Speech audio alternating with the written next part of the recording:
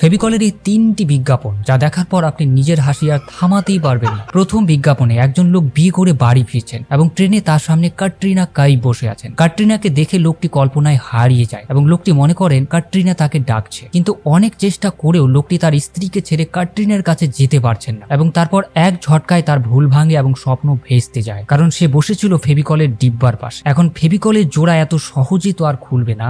দ্বিতীয় বিজ্ঞাপনে একজন লোক অমলেট বানাচ্ছেন, কিন্তু লোকটি শত চেষ্টা করেও ডিমটিকে ভাঙতে পারছেন না। আর যখন লোকটি ডিম পাড়া মুরগির দিকে তাকায় আর তখন দেখা যায় মুরগি ফেভিকলের ডিব্বাতে খাবার খাচ্ছে। তৃতীয় বিজ্ঞাপনে একজন বুড়ো আঙ্কেল মৃত্যু শয্যায়, আর সেই সুযোগে তার ছেলে সমস্ত সম্পত্তি নিজের নামে লিখে নিচ্ছে। সে জোর করে তার বাবাকে দিয়ে উইলে আরো শূন্য বাড়িয়ে নিচ্ছে। একে একে শূন্য বাড়াতেই থাকে এবং কাজ শেষ হতেই বাবাকে মরতে রেখে ঘর থেকে বেরিয়ে যায়। আর ঠিক তখনই ছাদ থেকে একটি জলের ফোঁটা এসে সেই কাগজে পড়ে এবং শূন্যের আগের এক মুছে যায়। এরপর পিডিলাইটের এমসিলের বিজ্ঞাপন আসে, যা পাইপের লিক আটকানোর কাজ করে।